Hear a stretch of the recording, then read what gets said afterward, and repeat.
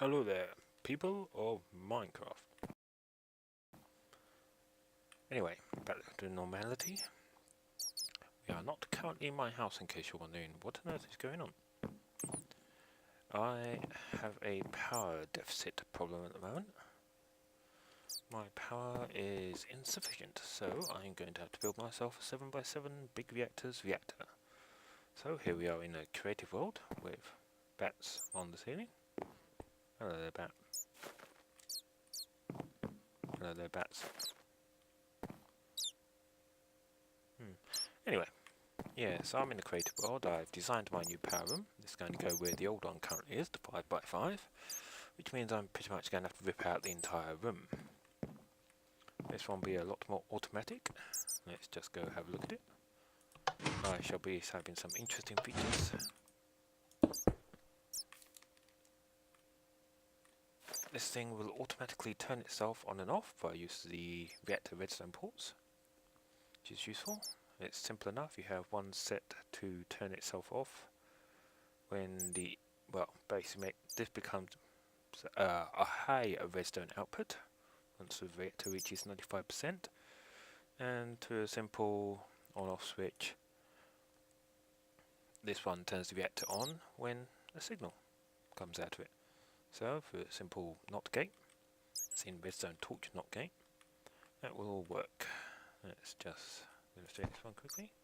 So yeah, that switches over because the power's draining into various cells now, and in a very short while that will switch back off. In fact, it should be doing it any second now. 94, 95%, 96, yep, and offline.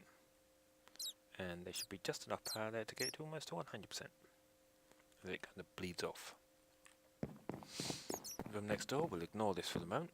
This one, I'm hoping that furnace room is going to be like decided changed up. I'll get back to that another day. We have 5 resin engineer shells, nicely buried behind the wall there. So, I'm going to get back to my normal world. I do various creative things over here, and I shall get to building. And here is what it looks like at the moment. I'm going to end up having to rip out this entire ceiling. I think I have to go one layer on the floor as well, actually. So this room won't be here anymore. But of course we're going to get rid of all these old hardened energy cells. Well, not get rid of them, put them in storage anyway. Then what I'll do with the geothermals, they'll have to move elsewhere I guess as well for a while.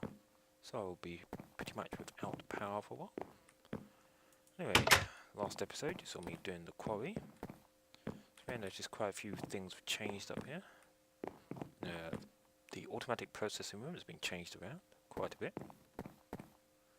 Won't go into detail of that, just the ore blocks themselves are now at the top rather than signs on them. I also did quite a bit of wood harvesting, which means I now have quite a lot of barrels full. That one's probably full, that one's been running half a day. There's the energy cells. So, quick trip out to see the quarry. And here we are. The quarry's actually gone, and there's just a great big hole in the ground. In fact, why it seems to have popped over to see my hole. Anyway.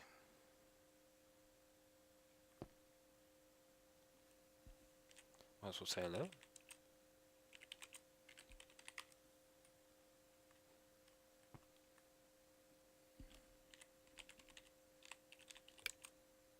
Oops.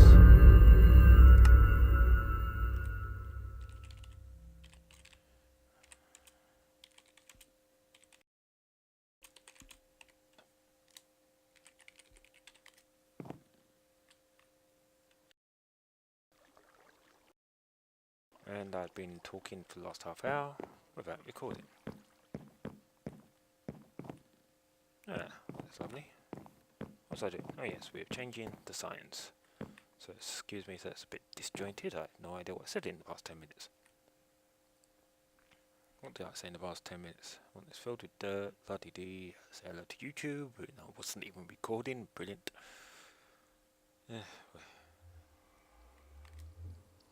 Anyway, first off, I needed to get ender pearls, but I've already done that since I built an enderman farm in the end and got. I needed 20 stacks. I got 67, so I don't need to do that anymore.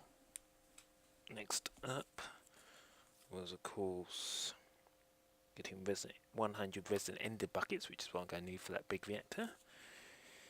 I'm not going to actually make 100 buckets, I'll just grab it as I need it. 10 resident energy cells. I probably don't need that many more. Don't know when I wrote this down, but I must be slightly drunk.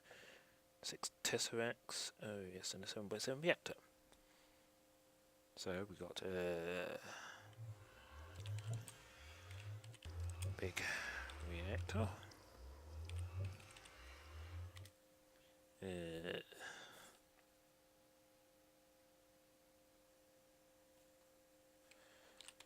Resonant. I'll just put that out of stuff. Because I need the resonant energy cells, the tesseracts, which aren't technically resonant but are made using resonant ingots, which aren't called resonant ingots. Yeah, boy. And what else? Resonant stronghold box. It's not called a resonant stronghold box. Resonant tanks, which I think are called resonant tanks. So I've got the big reactor, resonant stuff. What's left after that? Let's see. Quite probably the mob farm. I'll maybe show you guys the mob farm. Not currently turned on, but let's leave that like that. Right, where was the mob farm? The mob farm was down here. Since it's been a week, I can't remember what I've shown you guys, so sorry if I'm going over some things twice. Here is the mob farm. Let's just take one of the glass out and go inside. Since this stuff, no, great, it sinks all the way down there. We actually have a mod, the protection mod, which allows us to turn off mob spawning on our plots, which is rather useful because I've got, I think it's about 20 spawners so far, collected using the bedrock pickaxe. That's right, people, it can pick up more spawners if you didn't already know. In case you're wondering, it's part of... Yeah, it's opening. Reactor craft, rotary craft, not big reactor. Yeah, rotary craft, that's the thing. And by default, that'll pick up spawners. I've been going around collecting all those tons of spawners I'd bookmarked for ages. Notice I don't have the map on here at the moment, but hey, I think I have a couple more out there somewhere to pick up as well. Let's go back up there. Back up there. Right, when I start recording again, hopefully I should have a big hole here. So, I'll see you in about an hour's time. Right, quick update to us where I am now. The room's been stripped out, dug down, new reactors in place, and I'm slowly filling it up with resident ender.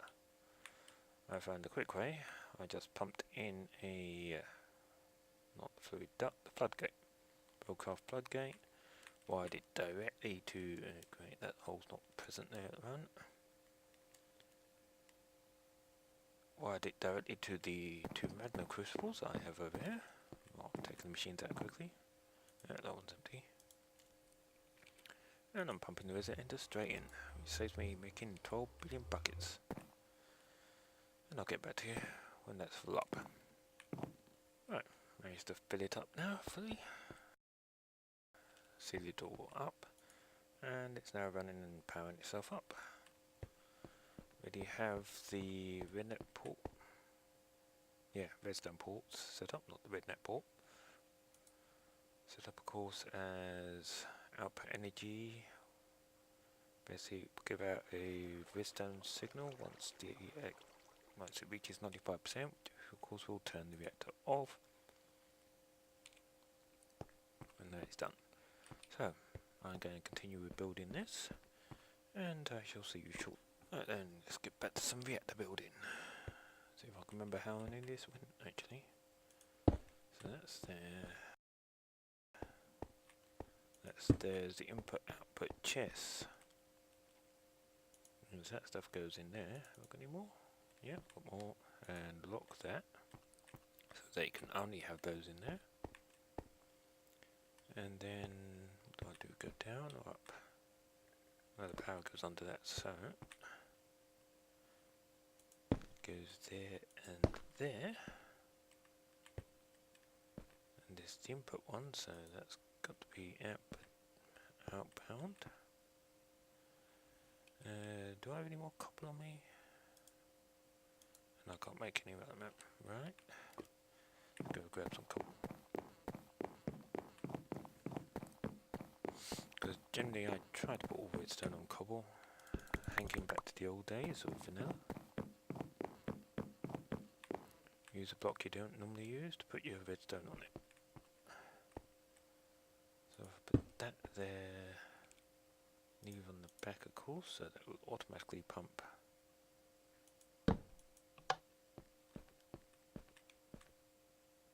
Yep, that will automatically pump that in, so whenever it needs resources it can normally get them. Then that there, but this one's only in reverse, so that has to go like that.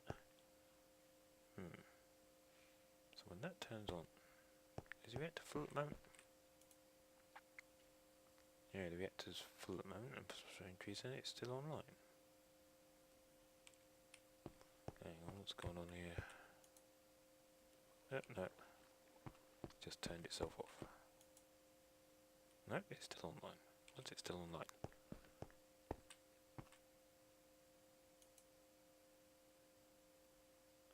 So that toggles the reactor on off. So signal, yeah. So when that's off, the reactor's supposed to be off. I think. Let's break that for a second. So when that's on, the reactor's on. I'm going to take a look at this and wonder what. Yeah, it's working. It just seemed to be a bit buggy for a moment there. So when that's off, the reactor's off. I may as well leave that without a switch, because that way when the reactor's on it will pump out, and it doesn't normally need to pump out that much, so should work perfectly. Next up, power lines. Oh yeah, I've got more on the other side. Good, good. That's going to come down like that for a second. I'll do this in bits so it's easier to understand.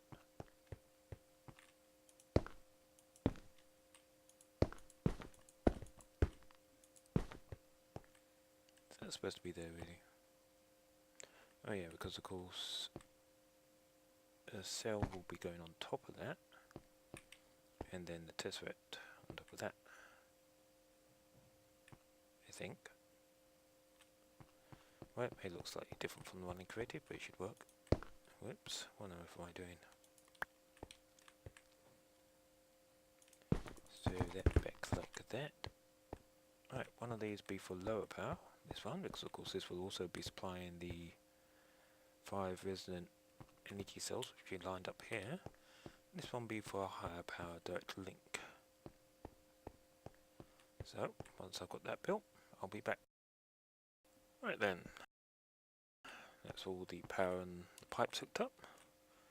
This one should be outputting at 1000 hour for tick. Simple, nice logical name there. And this one will be outputting at 5000 hour for tick. Once I eventually have something to hook them up to. There'll be, there's 5 of these. It took a while to build, but hey, they'll fill it up nicely now. It will be running down into all the power. These are temporary pipes at the moment while I move everything around. That's pretty much it for today, and I don't know if I'm going to have enough of this stuff, but hey, hopefully when I come back next time all 5 of these will be full and I won't have run out of uranium. Yeah, uranium. I've got a lot of yellow uranium as well, actually I could use that, but anyway, what else? Hopefully there should be a nice complete room. Because really you don't need to watch me doing all the boring stuff there, so hopefully there should be a nice room here. Anyway, signing off for now, and see you